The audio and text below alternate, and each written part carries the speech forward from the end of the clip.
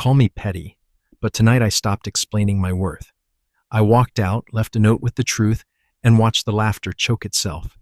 That's not how the night began. It began with a table for six in River North, white napkins folded like swans, and cocktails named after neighborhoods.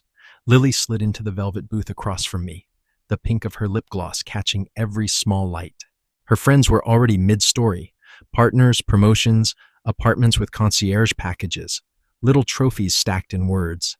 I smiled when it made sense, nodded when it didn't, and tried to ignore the itch under my collar.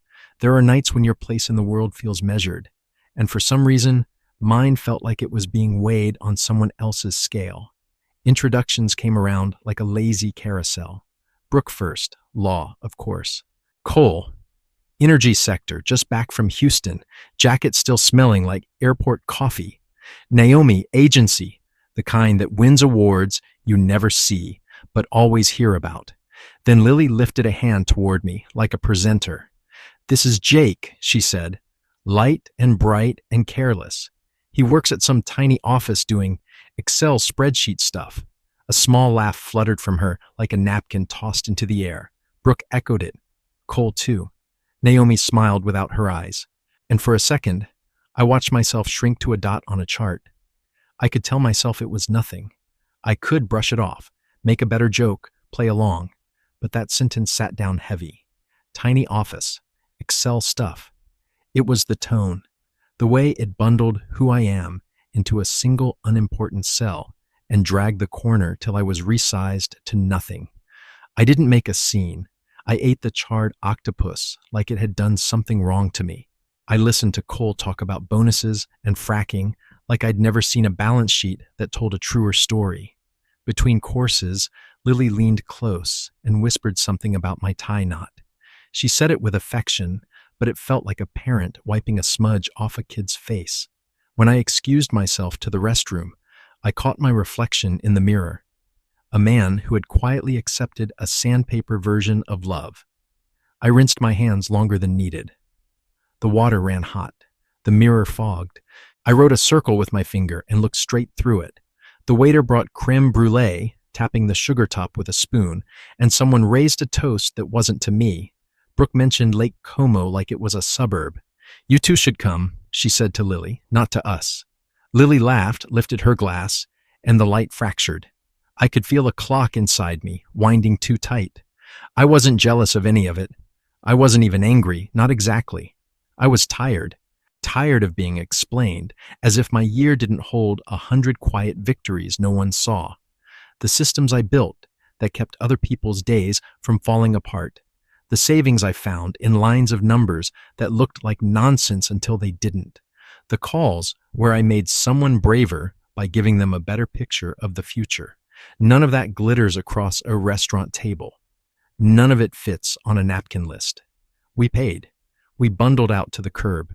Cole whistled up a ride, his phone screen lighting his grin, and Brooke hugged Lily like they shared a private upgrade. On the sidewalk, Lily slipped her arm through mine and asked if I wanted to come over. She said it softly, like a favor. I considered saying yes.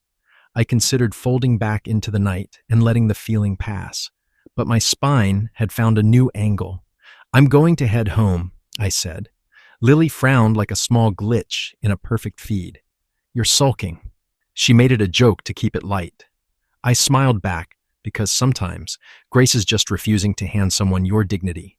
We kissed once, quick, and I walked away with the cold biting the edge of my ears. At home, the apartment felt staged, curated photographs, plants with names, a rug that demanded bare feet.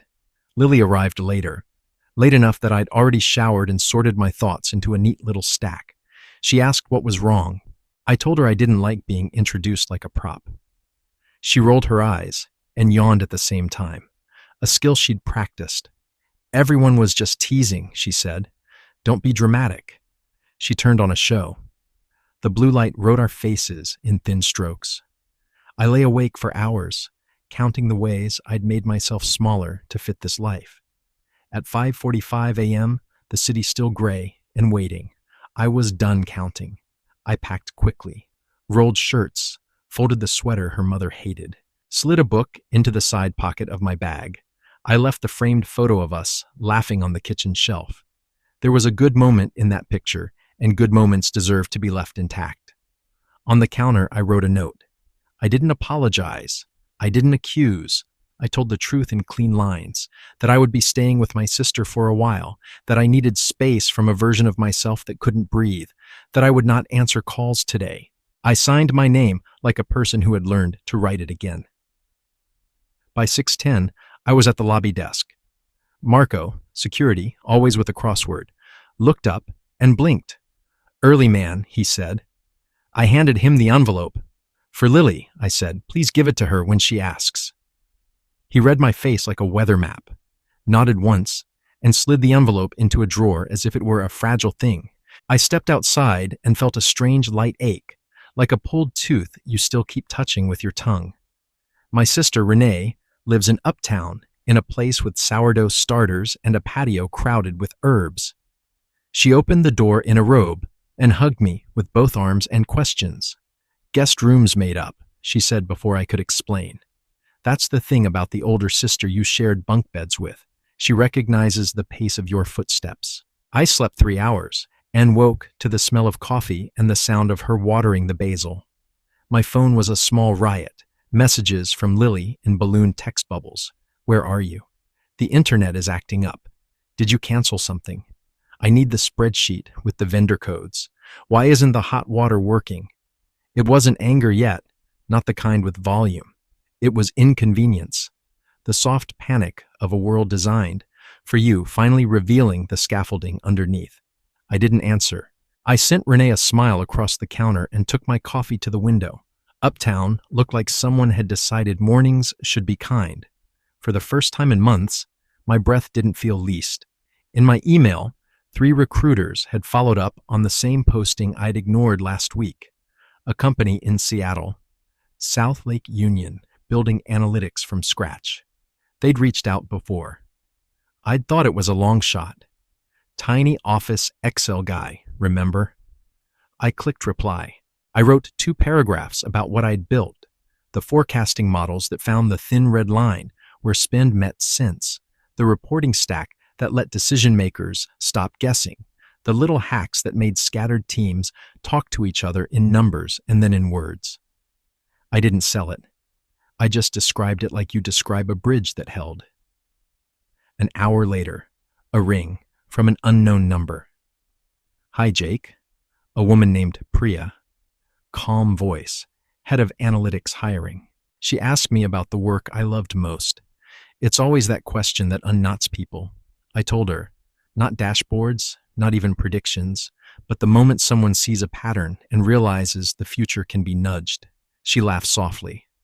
"That's my favorite too," she said. Then she made it simple. "Fly out Thursday. Meet the team. Case interview in the morning. Product conversation after lunch. We'll sort travel," she said, like it was an easy math problem. After we hung up, I looked at the basil on the patio and felt ridiculous for ever thinking I needed someone else to say my name, like it mattered. Lily's messages tilted. "Why did you leave? This is childish. Also, the internet is still out and I work from home today. So thanks for that." A string of exclamation points. Another, "The electric account says there's an issue with autopay. Did you change something?" The truth was less dramatic than it read. I'd always managed the boring bones of our life. Utility accounts, password resets, the small choreography of maintenance. You know what invisible actually means? It means the weight disappears because you carry it well.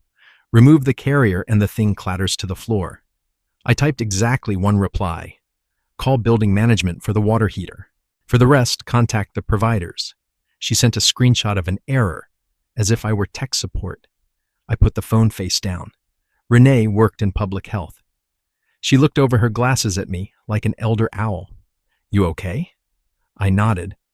"I'm not sad," I said, realizing it was true. "Just steady." She clinked her mug to mine. "Steady is good." We took a walk along the lake. The air had that early spring trickery, sunlit and cold at the same time. I told her about dinner, about the sentence that had shrunk me. She said, "Some people hold a mirror." Some people hold a magnifying glass. You know which one you need. That afternoon, I booked the flight to Seattle. The confirmation email felt like a small miracle, and also like a thing I'd ordered weeks ago that finally arrived. I sent Lily one more message. Staying with Renee. We'll be in touch later this week. Please handle the utilities with management. It was a boundary, not a bomb. She replied immediately. So you're punishing me? There's a way Lily writes me that crowds the page. I turned the phone off and helped Renee chop vegetables for dinner. We ate standing up in the kitchen, like kids. Morning came fast. I ironed a shirt in Renee's hallway and wrote notes in a small black book. The last 12 months of projects, the questions I wanted to ask in Seattle. Data latency, governance, stakeholder map, the messy heart of their problems. On the train to O'Hare, the city unspooled. I kept thinking about the phrase tiny office Excel stuff, how a small thing can be both an insult and a compass. Maybe I had done small things. Maybe I had done them well enough to build something bigger on top. At the gate, I glanced down at my shoes and decided they were fine. Somewhere over the Dakotas, the clouds pulled apart like pulled cotton, and the light fanned out under the wing. I slept, head tipped against the window, and woke to a message from Marco, the security guard, time-stamped 10 minutes earlier. Hey man, Lily came by early. I gave her the envelope like you asked. Hope that's okay. He'd attached a thumbs-up emoji that somehow felt biblical. I stared at the screen until the seatbelt sign pinged. No follow-up from Lily yet. The ache in my chest had changed shape. Not softer exactly, just right-sized. Seattle met me with a clean sky and a promise of rain later. The car from the company had my name on a little sign and a driver who wanted to talk about the Mariners. The building in South Lake Union was glass and intention. Inside, the lobby smelled faintly of cedar. Priya came to get me. Smart blazer, sneakers, the air of someone who reads messes like maps. You made it, she said, and I believed her. We walked past conference rooms with names like Rainier and Fremont, past whiteboards tattooed with equations that made my fingers itch. She handed me a bottle of water with the company logo on it and smiled. We'll start with the case, she said. Then we'll talk product. No tricks, just your brain. I took a breath and set my notebook on the table. Out the window, Lake Union looked like a postcard someone had drawn with a ruler. Priya clicked her pen. Ready? She asked. I nodded. This wasn't about being big or small anymore. It was about telling the truth about what I could do, and then doing it with both hands. Okay, she said.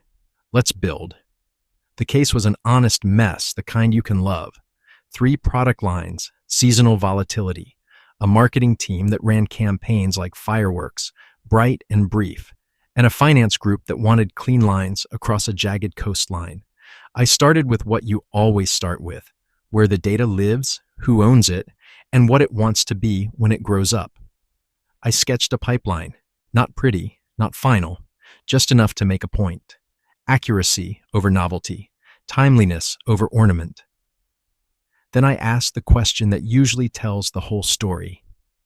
When a number looks wrong, who is the first person everyone calls? Priya smiled. Right now, she said. Me. I nodded. Let's make it not you.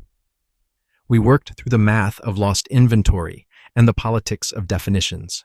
I suggested a service-level agreement for data freshness, publish windows, and known lag, because you can't build trust on mystery. I outlined a funnel for the campaigns that refused to behave like funnels, measuring not just last-click vanity, but the quiet middle where interest gathers its courage. We wrote down a handful of metrics I would throw away because they made leaders feel good while the business felt nothing. People think analytics is numbers. Mostly it's stories with receipts. After lunch, the product conversation began in a room with a wall that opened like a mouth onto sunlight. The head of product, a woman named Larkin with a voice that could split a knot, walked me through their roadmap like she was showing me a house she intended to raise a family in. We want the data to be a voice in the room, she said, not a slide at the end. I told her that was the only way I knew how to work. embed with teams, sit close enough to smell the coffee, build things that no one has to ask for twice. She nodded once, like she had expected that answer.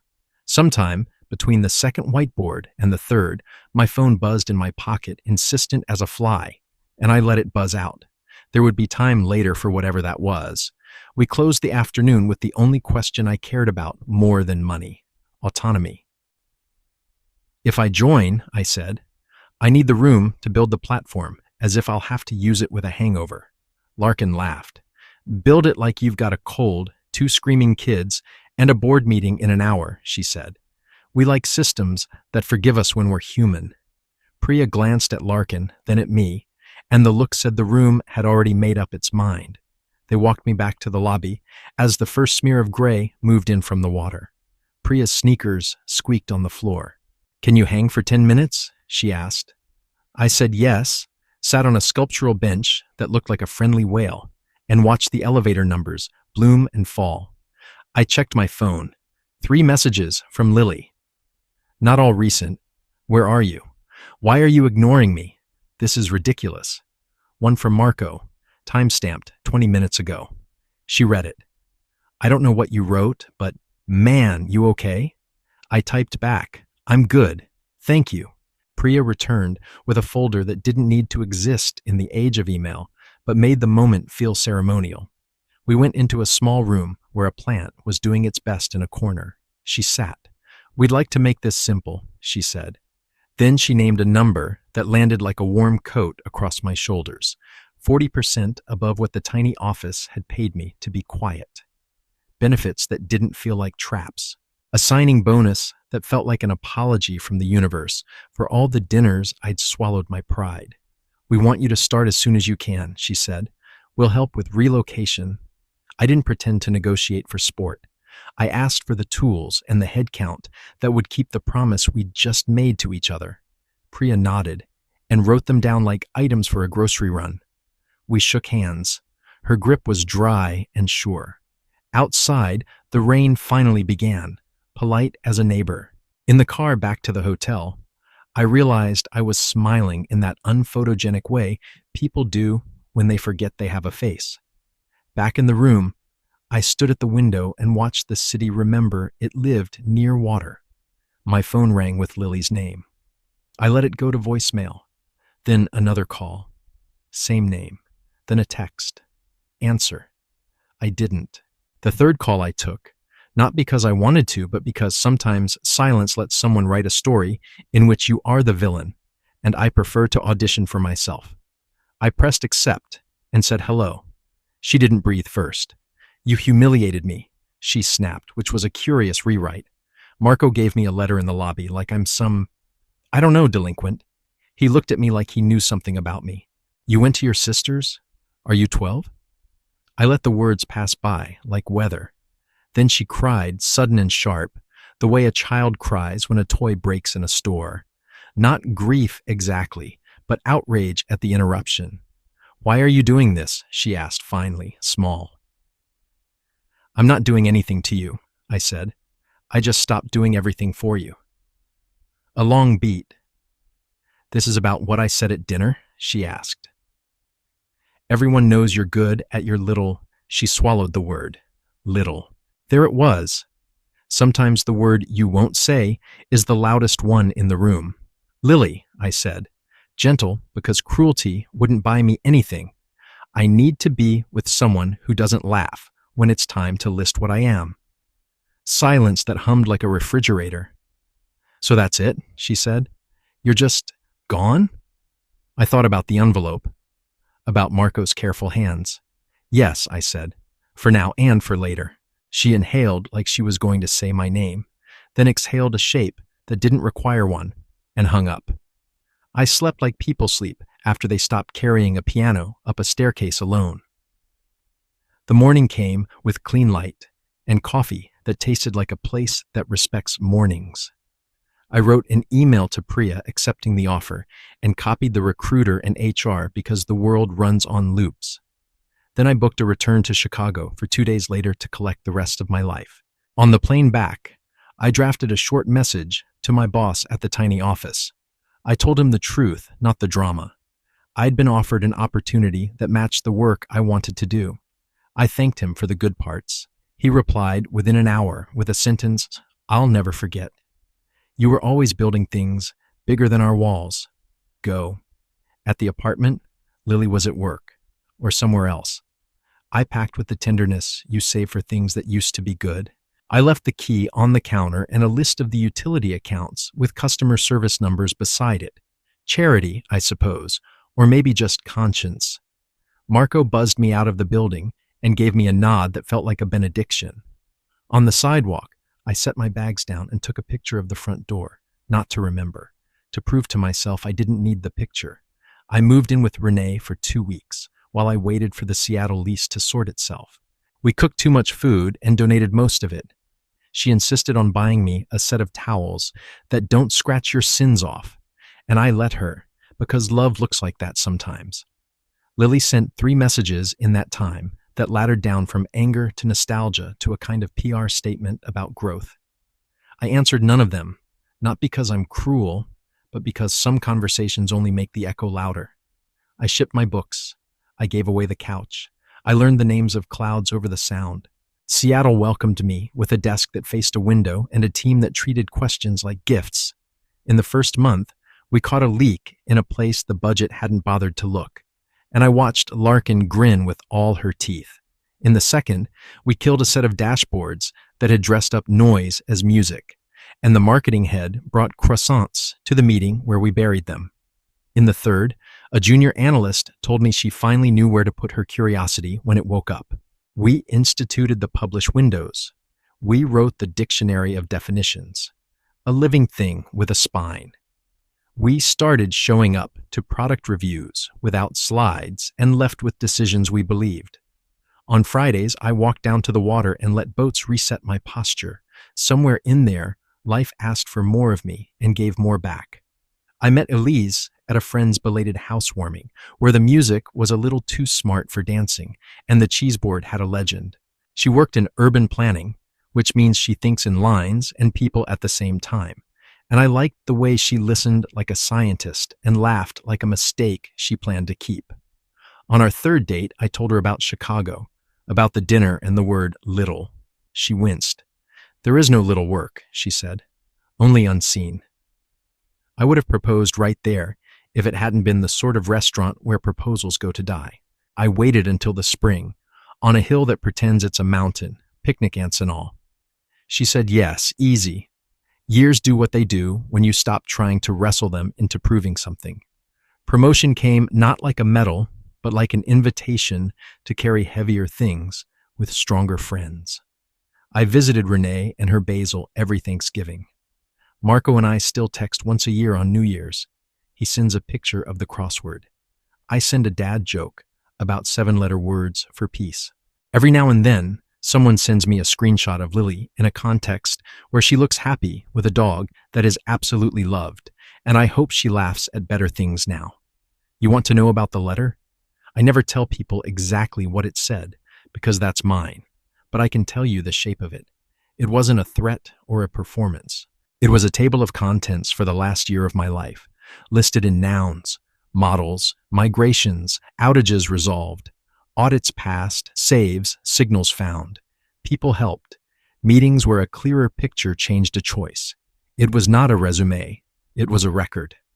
I wrote it for me, and I left it with Marco because sometimes we need a witness, even if we never call them to testify.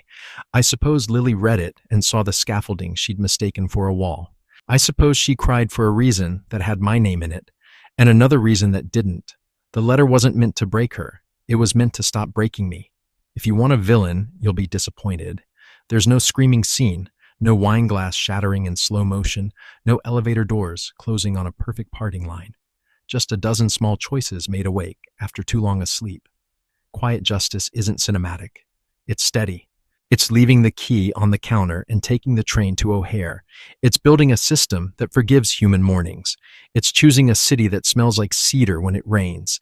It's telling the truth in clean lines and letting that truth carry you across.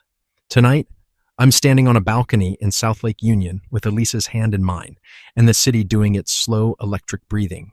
The team shipped something good today, a feature that lets a sales rep stop guessing and start helping. And the message thread is full of little fireworks that burn longer than the dinner kind. I think about the bench in that lobby the day Priya handed me a folder. I think about the mirror in the restaurant restroom and the circle I drew in steam. I think about how the word little looks from a distance, like it's trying to hide behind itself. If you're listening to this because you stayed in a room where your name was told wrong, here is the part where I hand you the thing I wish someone had handed me. You do not need a louder defense. You need a clearer life. Walk out when the laughter doesn't sound like love. Leave a note if you must. Hand it to someone kind so the world knows you were careful with it. Then go build something that will not ask you to vanish to keep its shape. And when you're ready, stand somewhere with clean air and take your own name back like a tool you plan to use. Call me petty. People will for sure, but the truth is simpler. I stopped auditioning for the version of me that made other people comfortable. I walked out, left a note with the truth, and the laughter learned my name.